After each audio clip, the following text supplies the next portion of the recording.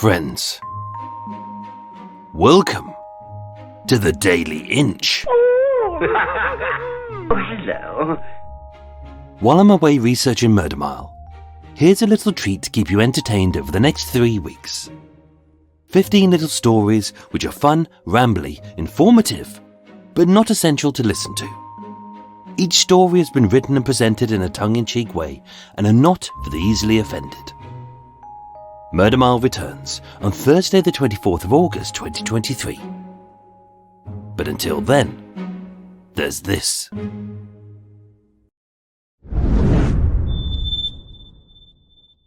The Daily Inch. Number 26. I see dead people?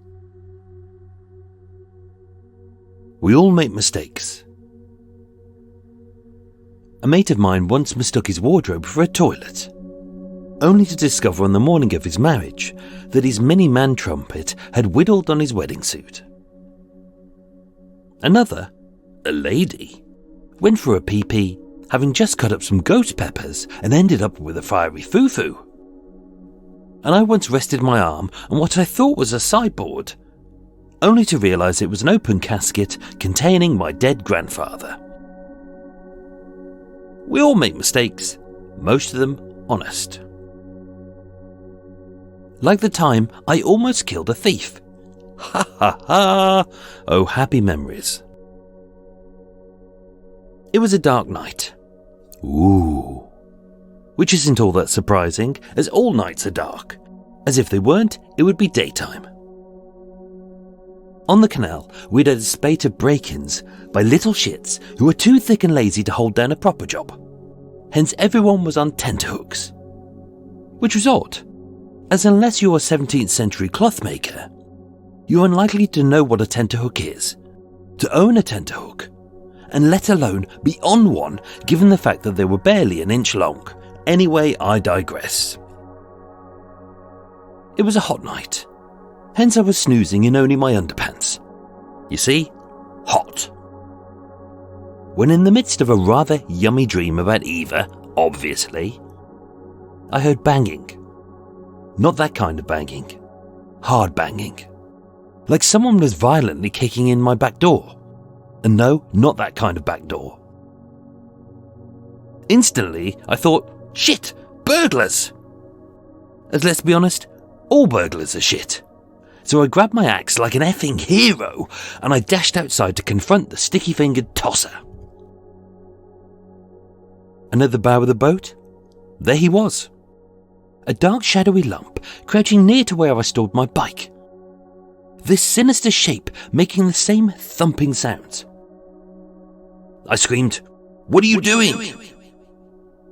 And not to cast any accusations against all Scousers, amidst a string of words I couldn't understand, possibly being Chicken, Jarrow, Me Dole Money, The Beatles, and Addy Doodle Donty Dole, but mostly a volley of phlegm. He uttered one phrase which really angered me. Mate, I just want the bike." In English, that translates as, "Oh friend, I wish to get this bicycle." I was fuming. Not only was he intent on stealing my stuff, but he was brazen about his theft. So I approached him, furious, axe swinging, and screaming, "You fucking what?" It was then that I realised that the thumping wasn't coming from him kicking in the door, but him reaching under the boat.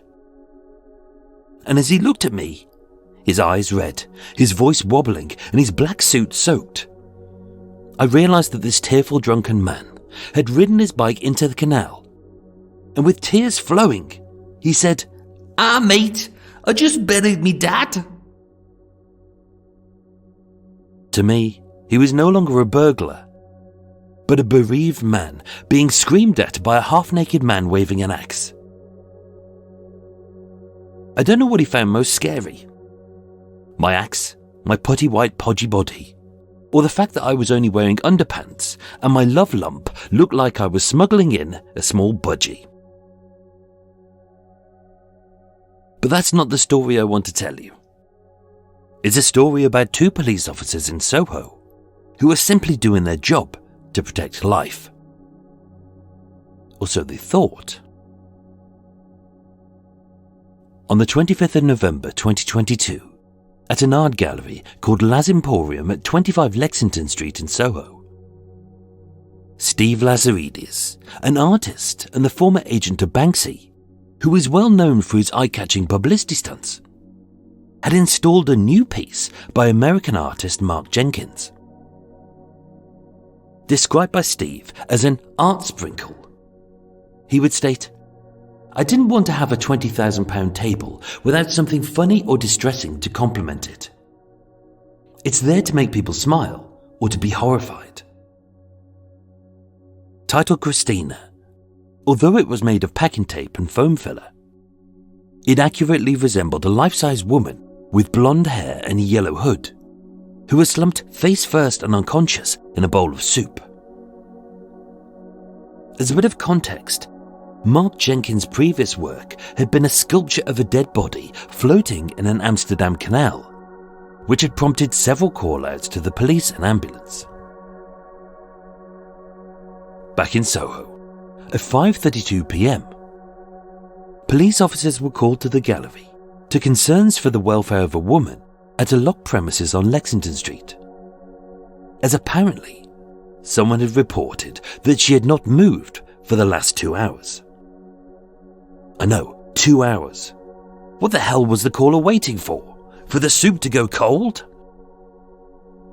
Anyway, unable to gain entry, at 5:57 p.m, the two unnamed officers kicked down the door and dashed to the slumped woman's aid, only to realise that she was as dead as Walt Disney, as authentic as most videos on TikTok, as empty as Kim Kardashian's soul, and as full of plastic as any entrant in that TV dogshit, Love Island. Hannah Blakemore, the gallery manager, would state that when the police realised Christina wasn't real, they weren't particularly sympathetic and gave us a bit of a hard time for supposedly causing concern amongst the general public. And rightly so. And although the gallery wasn't charged with any offence, not even causing distress, wasting police time, or the greatest crime, being an attention-seeking twat, the officers had the decency to pop the door back on its hinges before they left. Steve Lazaridis would admit to the excited reporters, who he had almost certainly contacted, as this kind of news story would be a fabulous bit of PR for his gallery, which, even to people like me who know Soho well, didn't even know it existed and would host this piece of art until the 24th of December. He would state, "Of all the fucking dodgy things I've done over years in galleries, Christina's certainly caused a storm." Of course, it could have been worse. He could have commissioned a fat, bald, Eva-obsessed loser to run around Soho with an axe, screaming at Scousers and concealing what looked like a little budgie in his pants. But hey, we all make mistakes, right?